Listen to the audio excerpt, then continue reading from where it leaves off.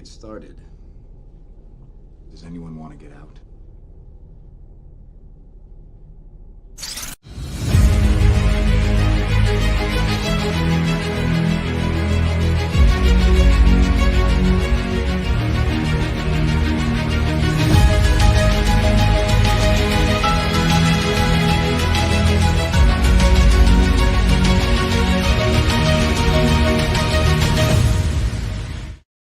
Hello, everybody, and welcome to the very shocking finale of Avatar: The Last Airbender, Book 2.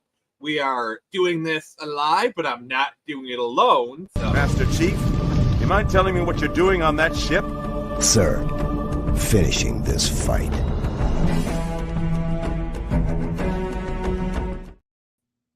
How you Hello, doing? dear. I'm doing pretty good. So basically, when it comes to the rewatch, on both my channel and Jared's, we pre-record the regular episodes, but we get the finale. We like to do it live, just kind of as a good capstone for each season and whatnot. Kind of go over both the finale of the episode and the season as a whole, really with you guys. You kind of get your thoughts and feelings. You kind of tell us what you thought. So what we're gonna do is we're going over the last two episodes of Book 2 of Avatar, and then we'll go over the season as a whole. So, Jared, what are kind of your brief thoughts on these last two episodes? What a way to conclude this season, because geez, that was quite something. Particularly when like they split it in half, because then it's like a 1-2 punch. Yeah, like this is like the way I see this. This is the Empire Strikes Back of Avatar. Yeah, I was detecting a lot of similarities between this and Empire. Yeah, because when what I mean by that is, like Empire Strikes Back, the villain essentially won in that movie, and you see this a lot in trilogies where like the second movie is where the villains win, and then the heroes got to come back and win the day, and so like you kind of see that. But just kind of getting back to these second issues, what we're gonna do is we're gonna like go over the storylines of each of the major characters, because like this is a very segmented kind of thing, and it's probably best that we talk about each character at their own kind of stories and journeys. So I think probably the first one to start off with is Toph, because her journey kind of was pretty much ended by the first episode. What did you think about that? That was quite. I'm watching this and I'm like, oh, that's awesome. This is probably my favorite Toph moment. Like, as soon as the guy said, "Even you can't bend metal," and it's like, and she breaks out immediately. I love when he's like, something's wrong. There's a giant hole in the box. Of course something's wrong. Like, no. This is my favorite Toph moment. She's so stubborn. She is so, like, she literally discovers a new style of bending just to spite people. Like, so what you're telling me is that because she's tough.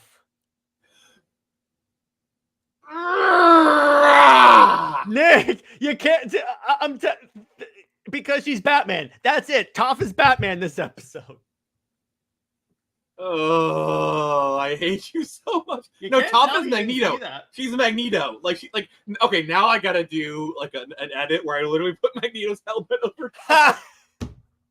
She's become Magneto at the beginning of every first X-Men movie. Oh dear God. But yeah, like, how crazy is that? Like, I mean, you got to admit that is the most Toph thing ever. That is the most tough thing ever, because in a lot of these shows, they basically have what I call the power of convenience, which means that this impossibility will happen easily when it's most convenient for the plot. I mean, we are kind of getting that. We are getting that here, but it works within the character. Like, it works because, like, she's stubborn. She will learn a brand new element. Yes, despite you, she will learn. Yeah, which I'm fine with, because I'm like, yeah, of course. Because at this point in the show, we're dealing with people who can control the elements. At a certain degree, we're like, okay, that tracks. Yeah, and we'll kind of get into like, so what I really like is when they're doing Aang's portion, which we'll get to that later. But like the portion where it's like, and even metal is just earth that has been purified. Like they literally cut the Toph as she's feeling it out. Yeah, like, and that's I really cool. like how they integrated that, and it's a perfect explanation. For, like they perfectly explain why Toph can bend metal. Because He's basically metal bending comes the from impurities. So, okay, you know what? When they explained it like that, I'm like, okay, I can buy that. Yeah, she's basically using her seismic sense. She feels out the impurities of metal. It's like, because basically Toph was in that metal box for days. You know, she had nothing to do but feel it out. So it's like, it was a perfect storm for this kind of thing. They set that up so, like, it is in no way a butthole. No, it's no way. And just to cap it all off, you know, she's like, you're not the greatest Earthburner. Like, I am Toph. I am the greatest Earthburner. Where you go, Thunderhead's got to deal with it. Like, in so many other shows, this would have been like, oh, cringy girl power girl. The I am no man from Lord of the Rings thing. But it works because it works. They said you're not the greatest Earthbender. She literally just learned a new element, and like it totally went within Toph's personality. Like, yeah, I would have gone. Says who? So I think there's only really been 2 times in media where they do a girl boss moment and it actually works. It's this one, and then the boys, the girls get it done scene. That was great. I love that scene, and I love the guys watching from the distance. They're like, "Good lord." Well, okay, so like just kind of a quick aside. The reason why the girls get it done scene works is because you had the entire scene leading up to the entire season leading up to it, where like they're trying to do like the fake girl boss kind of thing, you know. And you had, you know, so they're basically going after a villain. And like, yeah, it was a perfect, like they had like kind of like a Riot Girl kind of song going on, and it's just like it had like Frenchie's perfect comedic timing where it's like, girls do get it done, like it's just perfect comedic timing. That's where it's such like, a good moment. I love it because like throughout that season, they like girls get it done with like the fake corporate hash line. They basically reclaimed it, if you will. So all right, we're going back to Avatar now. I just want to talk about that because I love that scene. But yeah, so that's also, I love Toph or skating back there. Like that was fun. Yeah, I love it. That's awesome. It's like, again, all these convenient, all these new abilities and stuff, and I'm like, or inventive ways to, in other words, see what the show does, they don't break the rules, they just find inventive ways to use the rules. Yes, and so obviously Toph is there for the rest of this, but like her character stuff kind of ends there. So the next we're going to talk, like I'm basically going from the shortest ones to the longer ones. So the next up we have Sokka, who for him, he goes back to his father and they interact with him. He has some good bonding moments. Probably my favorite moment, and Jared, I think you're going to back me up on this, is when Hakoda says, all right, all the men get ready and get ready for battle. And Sokka's like, so what do you want me to do? And he's like, did you hear what I said? I said, all the men get ready. Like, it was like, did I effing stutter? And like, I just got to say, and Jared, back me up on this, as a man, that is something that every boy wants to hear from their father. Like, have their father acknowledge them as a man.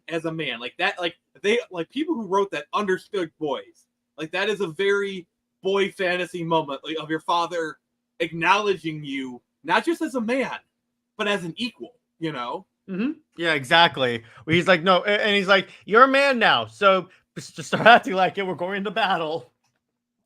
Yeah, I really like that, you know. Also, my other favorite moment of this was like they were going over the bombs, and it's like, oh, like father like son, like it's just like, oh, yeah, he is definitely his father's son. Yeah, like, there you go. Because like you can definitely tell where Sokka gets his brains from. Like Hakoda coming up with that kind of bomb, it's ingenious. And like because you got to remember, in the Northern Air Temple team season 1. Stink is an element. Yeah, it is. Oh. So yeah, they're about to kind of go into battle, and then Aang comes and gets them. There's more to that episode. It's just more to his kind of storyline, but I don't know, I just wanted to like talk over the moments that really resonated with me with Sokka. Yeah, it was awesome. I loved it. Okay, so from here, the other characters are a little bit longer, and they go throughout the 2 episodes. Let's cover Katara next because she kind of weaves into things. So Katara was the one that stayed in Ba Sing Se, okay, and Where apparently there is war in Ba Sing Se. well, now that Are there blue people in this? Master Sergeant. there's blue fire. There's blue There's blue fire. This is not the one done by a pretentious ass director. No, this is the one done by actually good creators. But Master Sergeant, very clever. I appreciate that and I respect it. So, sitting on the war, like I love like the war council meeting. They're moving it around with airbending. Like, I want to play like how like imagine if earthbending exists in real life. Like, well, like you're playing Warhammer and you just move it around with earthbending. Like, how cool would that be? That'd be so cool. I would love that. Or imagine playing like chess, where it's like, boom, you know, yeah, and you just move it with. I would love that. That'd be awesome. Oh yeah. Like this, Jared. Yes, and Okay. I particularly enjoyed or like a tile to talk about what episode we're doing, but it's like also I definitely like. I say this every a decent anime show is like the crappy. It's nothing like the crappy movie. Master Sergeant, there is no movie in Ba Sing Se. There is no movie in Ba Sing Se. There is in Jared Sing Se. And fun fact, Master Sergeant, the movie has. Of course. The movie has. Fuck off, God. The movie has more culturally consistent pronunciations. But anyway, but the point is, no, this is the good animated show. But anyway, as I was saying, I talk about this every time. The action scenes on this were really, really good, particularly at the second half of the arc, if you will. The second episode of the finale, where like Aang literally puts on crystal armor like he's in Minecraft. Yeah, he definitely got his smithing up, that's for sure. Yeah, exactly. All right. So Jared, of those first two stuff with the stuff with like with Toph and Sokka, did you have any favorite moments you want to discuss real quick while I fill something in? Toph and Sokka. Well, for one thing, Sokka's reunion with his father, I really dug that because they've been sort of building this up throughout the what's the word? Throughout the entire series, really, and to have that nice reunion because they could have easily made him be like a super strict father, but he wasn't. Yes, yeah, exactly. But it's like they made it like a nice reunion that really is very heartwarming. And then you obviously have like with Toph the part where she decides, oh yeah, so I can bend the impurity, so technically I can bend metal. I will say, Nick, that's so metal. Of course. There you go. So yeah, getting back to get the Katara scene. So yeah, they're moving around the pieces. And they got to bring a note to the Earth King. I actually do like how this show does really. Moshi. Hey, how you doing? I do love how the like this kind of slowly everything kind of closes in. Like all the stories start out really wide, eventually it kind of gets closer and closer and closer. But like Katara she goes to see the Earth King. She finds out that they've been masquerading. The Kyoshi warriors are not who they think they are. Yeah, which again, I'm like, oh god. As soon as I saw this, I'm like, how long are they gonna do the whole infiltration thing? Oh yeah, not long. They just went right through it, and I was like, okay, I like this. Yeah, so from there, I think that's kind of the perfect segue to go to Azula's story, which I think is really interesting. Azula basically played the player here, and don't kid yourself. You're never even part of the game. What you been playing, player? That has got to be one of the most coldest lines ever committed to film. Yeah. But like, if you just kind of look at it from an outside-in perspective, it is so obvious. Like she was playing them, like when they were doing that, like when the May and Ty Lee were just kind of talking. It's so obvious they were feeding them information just based off of how they were talking. Mhm. Like one would think that Ty Lee would be smarter, but Nope. That doesn't exist. Joke as I may, it's just jokes. That's it. Even I hated that. Yep, there is no movie on Bossing Say. Remember, Yes, there is. and if you do remember it, No, the Earth actually, King will invite you to Lake Nick, Lokai. there is a movie in Helsing Say. Yeah, he's grabbing a clip, so there you go. What have you done? So yeah, so she gets locked up with Zuko, and what's really weird is, like, I don't know, like I feel like the healing water she offered that way too quickly. That would be kind of one of the few critiques I've had for kind of this is,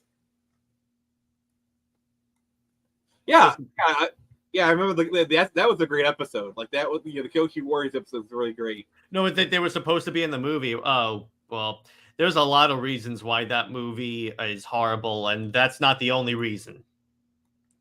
I mean, there's a lot of things that should have been in that movie. Like a good Avatar movie? Chief among them. Thank you. This is what I have to deal with, guys. Yeah, the Northern Water was definitely the magic MacGuffin. Yeah, and like it has healing properties, and yeah, it probably could heal the scar, but like I really feel like the only reason they did that was just to remind people, like, hey, this exists, remember? Because she hasn't talked about it all season. It's literally been around her neck all season. Mm-hmm. Yeah, correct. I have. I've read both the book and The Last Airbender. And I've only watched the movie. The book itself is not good, but it is a lot better than the movie. Okay.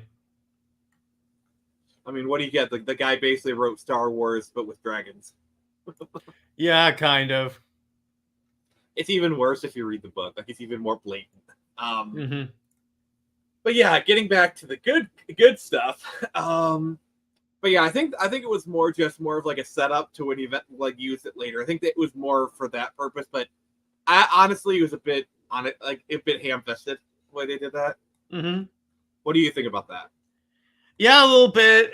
But it wasn't enough that took me out of it because I bought that they could do it. I thought it was more playing off of Katara's like empathy and mercy. Like, so that's why it didn't really bother me that she was just willing to heal him that fast. Like, you gotta remember, like, Zuko represents everything she hates, and like I can see her getting more sympathetic. But like to offer something that important, I don't know. I mean, to be fair, Katara does have her moments of stupidity, like stuff with Jet. Also, this is one of those moments that the Zutara shippers like to cite, so I'm just putting that out there. Of course. And as far as answer this question, yeah, fair enough. Mm-hmm. But yeah, so that's Katara. So yeah, let's do Azula. So she gets caught and whatnot, and she quickly, like, honestly, like how quickly she took over the warriors. It does seem a little convenient, but at the same time, I can believe it because she is a very much a master manipulator, and she knows how to speak to those kind of people. Like the Dai Li people, I believe, are kind of like naturally receptive to like the type of talk that Azula does. You know what I'm saying? Plus, ironically, the voice actor is still playing Catwoman because that's exactly what Catwoman does. So that's why, again, it's like, yeah, this is totally believable. So the voice actors for Azula and Catwoman will be playing a role in the game that I'm going to start playing this Saturday, Vampire the Masquerade Bloodlines. Oh, yay. But my point being is that is that because 100% if you're like a spy and assassin, because she's going in to take it down from the inside, so you have to believe that she would be very what's the word, she would be able to like manipulate easily. Yeah, so no, Greg DeLuise is the actress. Great actress. Michelle Nichols. Oh wow, that's a deep cut. Which Catwoman? Arkham. Which Arkham Catwoman? Yeah, we're talking like voice actors and whatnot. Yeah, it's a combination of she's already great at manipulation, plus like the type of manipulation she does. Like I would say the Dai Li are very receptive. Like she knows how to manipulate those type of people. You know, so I think it was like she was already skilled, but if you're gonna do D&D terms, she was rolling with advantage. I guess would be the right way. She kept getting nat 20s the whole time. Well, that's just Azula. She's naturally lucky. Yes, she is. No. If I'm gonna do this, I'm gonna say Azula was born lucky, and Zuko was lucky to be born. But you'll see that's by the way that phrase will come up in season 3, so that's a little preview for you. Okay. But yeah, like I just love how like, and so like obviously they bring Long Fane in. They like, I love like Azula really says it like the Fire Nation has been trying to conquer the Earth Kingdom for 100 years. Azula does it in 3 days on a whim. Yeah. Granted, there is some luck involved because if she had never run across Kyoshi warriors, never would have gotten their outfits and makeup. And if the Earth King hadn't been freed, it was a series of events that kind of set her up to put her in the position to do it. So it was a lot of luck, and to be fair, there was some seizing of the moment. Yeah. But yeah, like, what did you think of? You were never even a player in the game.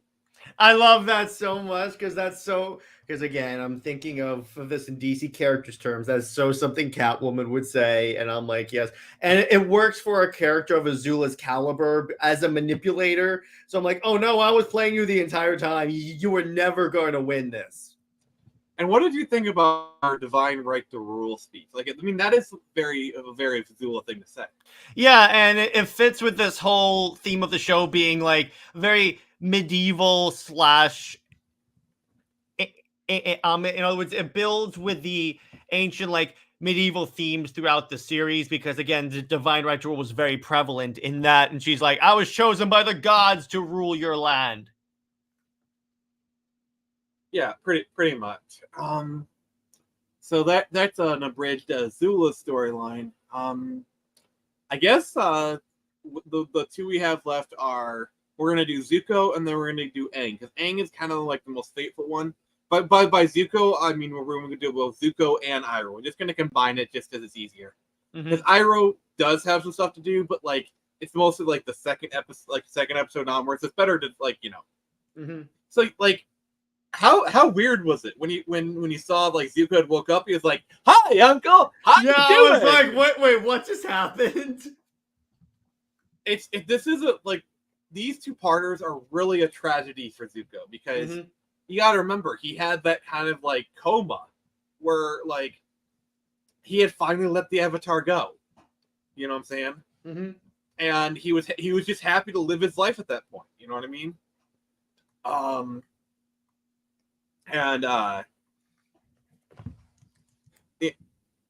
And like he was happy to live it. So yeah. Well, yeah, and that digs into yes, exactly. That dug into like this line from X-Men Apocalypse where Magneto was like, "Can I ever be happy? Is this all I'm meant to be?" And I'm like, I can definitely see like the parallels between Zuko and Magneto in that way. And whenever things seem to be going up for him, something happens that drags him back down. Yeah, because like remember how in Apocalypse he actually had a family and had settled down. He had left all his life behind him. But yeah, so until like talking about like comedy of errors. Imagine if Katara hadn't decided to go to the tea shop at that moment. Yeah, they would have been like they would have had no idea that Zuko was there. And I love how it turns into a fast food restaurant. But yeah, like that is so crazy. I taught you a new phrase. Yes, you did teach me a new phrase. Thank you so much. But yeah, so like honestly, this whole series is just a series of just like happenstance, and I don't really see it as like hand-fisted or Deus Machina. It's just sometimes life is like that way. Sometimes life is just things happen. A series like, and I feel like they play it off as things just happening in a very convenient order of events because of how these characters are reacting to the situation. Yep. They're like, oh, this has happened. I'm going to seize the moment. I'm going to seize the moment. I'm going to seize the moment. It's just, you just have characters reacting to the sudden shifting of everything instead of just like, oh, this is happening. I'm going to react like I knew it was going to happen all along. You see that a lot in like lesser forms of writing where you have like a series of like happenstances and they act like they knew it was going to happen all along. These characters, they don't know and they react accordingly. And I feel like it's a realistic portrayal of this kind of scenario. Yeah. So yeah, they invite him to tea, and Iroh has like one of my favorite moments. Like, did I ever tell you how I was named the Dragon of the West? Yes. The stories, Uncle. It's not the story, more like a demonstration. And I love how he looks to Zuko, and Zuko's like, "Oh, yeah." It's that moment where you realize I'm trying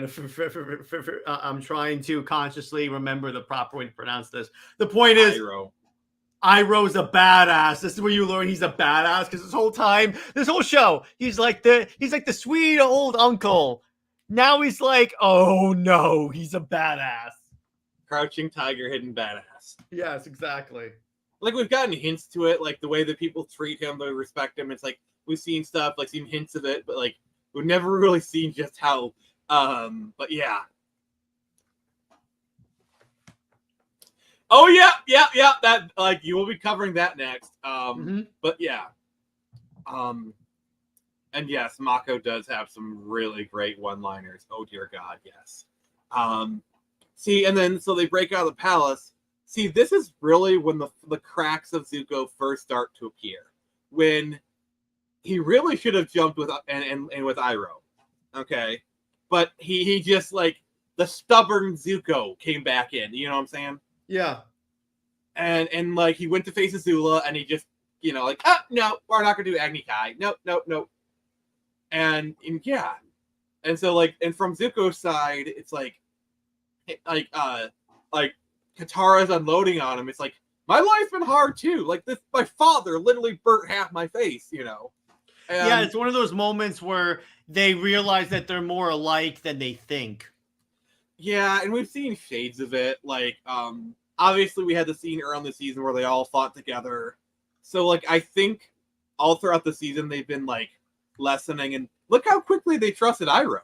Because remember, like, I like remember what happened at the South Pole. Like, I don't think the gang sees Iroh himself as an enemy because, like, he actually did try to defend like this, like the moon spirit, like, so like Iroh, it's like, hey Iroh, you're cool. Your nephew, not so much. Not so much. Not so cool. Okay, I gotta see this. Nice. Yeah, I like that one. One of my favorite moments is when like Zuko sees Aang, he starts to go for him, and the Avatar, like Iroh hugs him. And, it's like he lets Iroh hold him back. I'm gonna take that as a bit of a character moment because like season 1 Zuko would have just pushed his uncle aside and went for Aang. He still gives him the stink eye. To be fair, Aang gives it back to him. But like, just I'm gonna take that as some progress. But then you get the most heartwarming, like the heart-wrenching thing is Azula basically tells, and this is Azula manipulating. He is telling him everything he wants to hear. every Again, word. master manipulator. Like, just looks at, like, Prince Zuko. She calls him Prince Zuko, and, like, your father will love you. Like, he is literally using every, like, It's the typical devil on the shoulder and Iroh's the angel. And I guarantee you, like, the reason she did it is, like, she knew she would need backup for that fight, Yeah, because even, and that's what's so scary about her. She knows her limits. Oh yeah, she's smart. And the thing that I really love is, like, there's that shot of, like, Zuko going like this. Like, you can tell, like, he's just, like, kind of blind. He's, like, seeing red, where it's like his mind is just, like, he's breaking inside mentally. Mm-hmm. And yeah, we'll kind of go into like where Zuko's going to go after this. We'll kind of talk about things, but now we get to the finale of going through the character of Aang. So Aang had to go to see Guru Patik, and this is the other criticism I have for the show, or at least this episode is. I really feel like Guru Patik was playing too much on Indian stereotypes. A little bit. Like, calling him Guru, he had an obvious Indian accent. He looked like, those Indian gurus. He acted like, it felt very... My issue was Aang seemed to fly through those chakras way too fast. To be fair, remember, this kind of takes place over, like, a few days, like, let's say 4 or 5 days, roughly. Oh, I didn't know that. It didn't. The episode probably could have been done a better job of, like, explaining that. Well, the only thing is, when Aang drops Sokka off, he says, "See you in a week." So he's planning on being gone a week, and obviously doesn't stay the full week. But I feel like we do see at least 3 days pass. I think, like, let's say 4 days. Like, assuming Avatar Land has 7-day weeks, which we don't know. So let's just say 3 to 4 days, So yeah. But yeah, like, it's kind of like, what do you think of, like timeline aside, what do you think of, like, the chakras going through that? It was cool. At least they explained, like, how he has the power of the Avatar state. And then it really comes to a head at the final battle. And then you're wondering... Wait. We're kind of getting a little bit ahead there. Okay, it was fun. It was interesting. It was really cool. Sorry, I'm trying to go through these, like, in like, the timeline. I was teasing it, though. All right. All right. Well, the point is, moving on. So basically, getting back to the Empire Strikes Back comparison, Aang has a very much Luke Skywalker-esque, my friends are in danger vision. That's where I immediately said, okay, someone wants to Empire while writing this, because I'm like, yeah, that is very much Empire Strikes Back. Even to the point where the guru was like, no, seriously, Luke, you must complete the training. Okay, now that you're pointing this out, I didn't even need to think about that. He's literally Master Yoda. Well, the thing about time, it's just this full bunch of wibbly wobbly, timey wimey stuff. That was for them. But, like, yeah, so it kind of goes back, and also this is like one of those, like, classic. What do you do when the character is winding up? Do they just stand there? Kind of moments where Aang starts activating his avatar state. He starts winding up. You think, oh, crap. You think you're going to have a moment like season 1. As it was like, no. Like, that. Like, how did you react when you first saw that? When I first saw what, excuse me? When Aang was winding up for the avatar state and Azu was like, no. Yeah, I was like, I know she wouldn't kill Aang. I know they can't kill Aang, but I was like, because they're winding up, because we've seen Aang in the Avatar state, and supposedly he's gonna be like this big badass now because he has total control of it because he did all the chakras. And then she just takes him out, and I'm like, wow, yeah, had a face cast on her. That's good. So Katara was able to use the spirit water to bring Aang back to life, but he is in bad shape. Yeah, he basically has like a lightning bolt through him. Yeah, you even see like the foot scar as he falls. So basically, this is the status quo as season 2 is ending. Okay, the Earth Kingdom has fallen. The Earth King is safe with the gay, but if the king has no kingdom. Zuko is going back to the Fire Nation as a hero. So tell me, there is a Fire Nation in Ba Sing Se. Master Sergeant, this is a full series. There's one more season that does complete the story, so yes. Fair enough.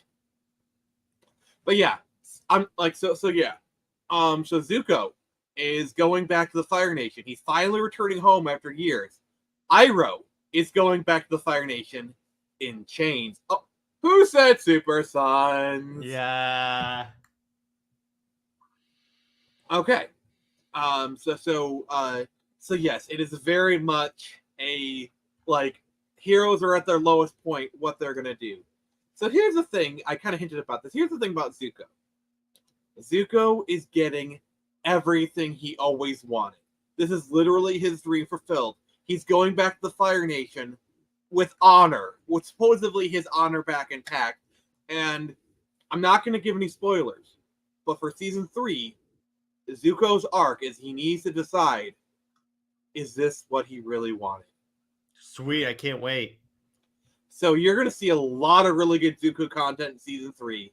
Honestly, seasons so now we're going to transition to talking about the entire season. But I just want to say, when it comes to rankings, I am favorite of season 2, closely followed by season 3, and then season 1. That's my ranking. I'm just telling you that right now. Jared, what did you think overall? Wait. Before we do that, what is your rating for the 2-part finale? What's your number rating? 2-part finale, 10 out of 10. Same. Solid. This is solid. All right. So talking about the season as a whole, how would you rate it? That's an 11 out of 10 because this season was awesome. Yeah. So what did you think? What's your thoughts on the season? What kind of thoughts do you give? Any pluses or minuses? Pluses, great character moments, great introduction of new characters.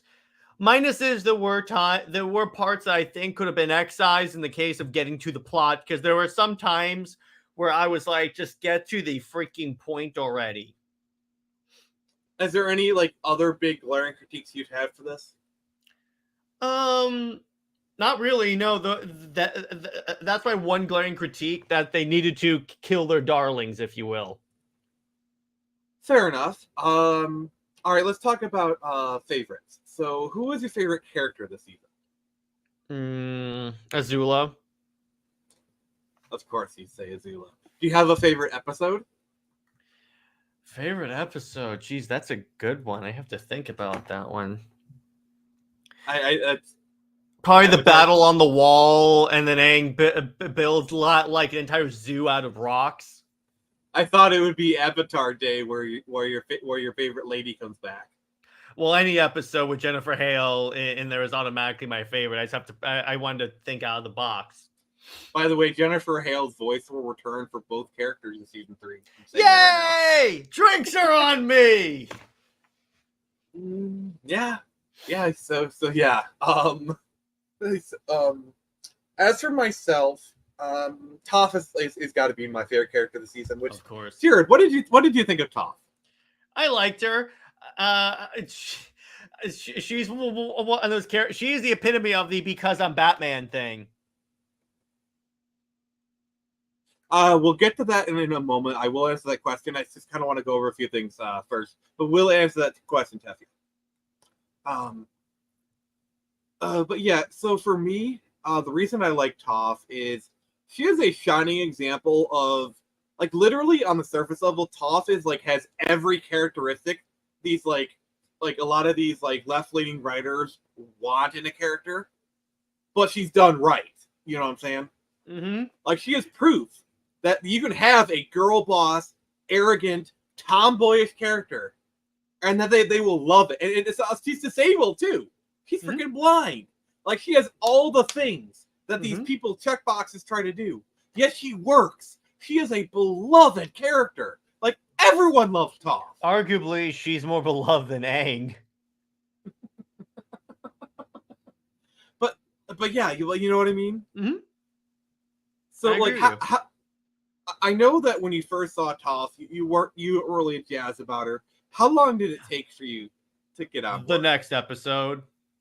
Was there a moment where, like, she just clicked with you? Honestly, the whole bending metal part, because I was like, okay, I get it. That's awesome. Well, that was way after she premiered, so. Yeah, but it was a lot of moments that can come to mind that I really don't, that I really was like, okay, she's cool. No, but like, I know you didn't like her. I know it's kind of like a few episodes before you started to really onboard the character. Was there a moment where it just like clicked, like, okay, now I get why Nick likes her? Yeah, I said it was a lot of them. Okay. A lot that I can't really think of at this moment. All right, yeah, I was trying to think of like an early moment, but if there's so many of them, we can just kind of move on. It's all good. But yeah, and I bet it was kind of cringy where it's like in the early episodes because she was premiered like episode 6, like Toph's coming, Toph's coming, Toph's coming. It was annoying, and I was like, okay, fine. Like that wrestling episode was really good. Yeah, it was. I love it. It reminded me of Injustice. Like, I gotta say, probably my favorite episode might have been that one, just because, like, all the wrestling analogies, the fact that they had a obvious The Rock analogy, the boulder, voiced by Mankind himself. Yeah, like an actual wrestler. Yeah, By Mick the way, Foley. So Dave brings up a good point in the top one. The moment where people forget Toph's blind. That happens so often. And those are my favorite moments. Those are my favorite moments. The boulder really likes talking about the boulder. I just realized. Can you smell what the boulder's cooking? Also, I just realized I do a really good boulder impression. Mm-hmm. See, the boulder doesn't like beating up a blind girl. I do a really good boulder impression. Holy crap. You do. The boulder is surprised at how good of an impression the boulder does of the boulder. Yeah, that's kind of the point, Tevya. The boulder is like the boulder, the rock. Like, oh, Jared, when they get to season 2, if they have the boulder played by Dwayne Johnson, how happy will you be? I will be more like the hierarchy of power in the Avatar Kingdom is about to change. Okay. I will do this for you. The boulder says, The boulder says, shut up, bitch. That was for you. But yeah. What are some of your other favorite episodes? Let's keep the happy train going. Anytime Aang entered the Avatar state, because I'm like, yes, there you go. And now he's basically becoming Superman at this moment. I would say my least favorite episode was the intro, because that whole episode was just honestly kind of boring, getting him to like activate the Avatar state. It's like, and that's my point. There were a lot of moments that I felt could have been like hacked off. Oh, cactus juice. It's the quenchiest. And yeah, it's like where everyone gets high on cactus juice. Oh, Jared, did you know that like you can actually I swear, I gotta show you this picture, Jared, okay? Like you might be like, okay, I want to buy this. Let's see here.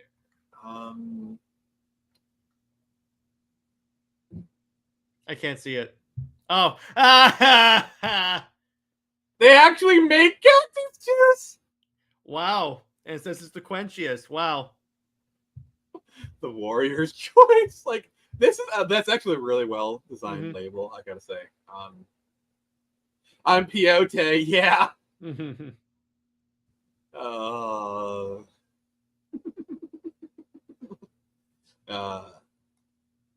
That is awesome. That's awesome. I love it. So you excited kind of where things are gonna go for season 3? Yeah, I'm interested. It left this is the mark of a good finale. It left you wanting more.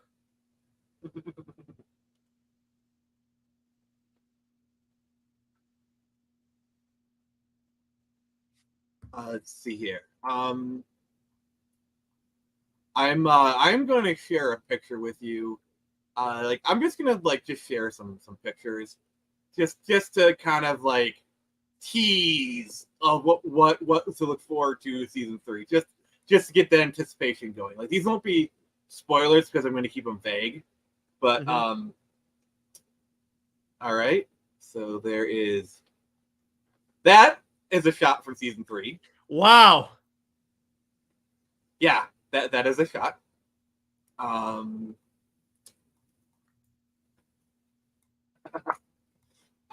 cool is that, though? That's good. I like that. All right. And then oh, there is an episode that will give you kind of okay, I'm just gonna post this image. I'm gonna actually screw it, I'm just gonna present it. So guys, for those who've seen Avatar, without spoiling anything for Jared, because Jared actually hasn't seen Avatar, so a lot of these Jared, look at this. No. Okay, so are they basically fusioning? I know enough of Dragon Ball to know that.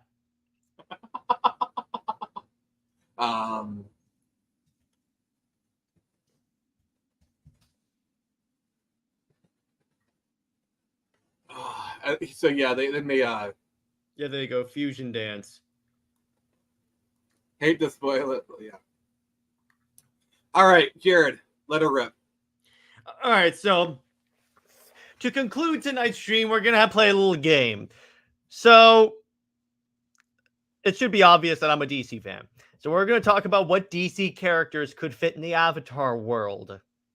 My number one pick is Batman, because so many of these characters were Batman throughout Actually, Jared, can we do the other one you suggested, the first one? This was instead of that one because this one would be easier and cleaner for me to do. All right, go ahead. So anyway, as I was saying, with I picked Batman because throughout this entire series, all these characters basically became Batman. Sokka, Zuko, to a certain degree, Aang. Well, Aang was straight up Superman, but that's besides the point. I wonder. You know what's interesting is I was thinking about Azula being Catwoman, but for some reason I'm not sure if that lines up. Actually, it does because she sounds like Catwoman. All right, fine. I'm looking at the clip. Mm-hmm.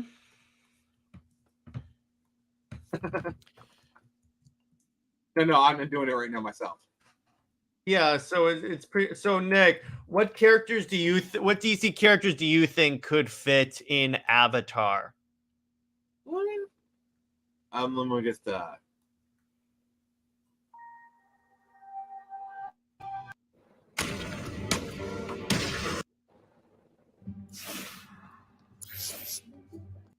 In this place is to get ourselves some respect.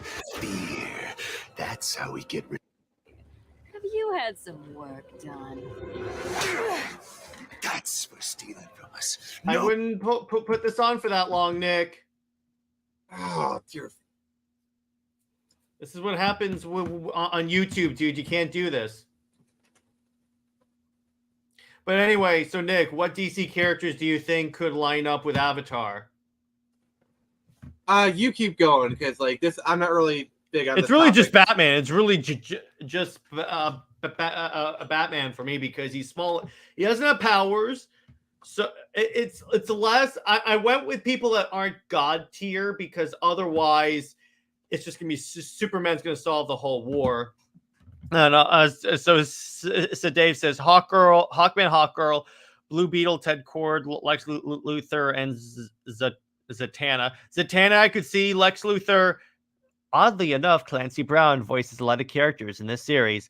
Ted Cord, maybe. I mean, Batman is God tier. Yeah, but yeah, that's true. But he's not like Superman God or like Wonder Woman God. In other words, he doesn't have physical powers that make him a god. It's all up here. Yeah, it's really just Batman is where I think it would be really funny to see him roll around. Batman and Catwoman, really. And she's like, "You always bring me to such nice places."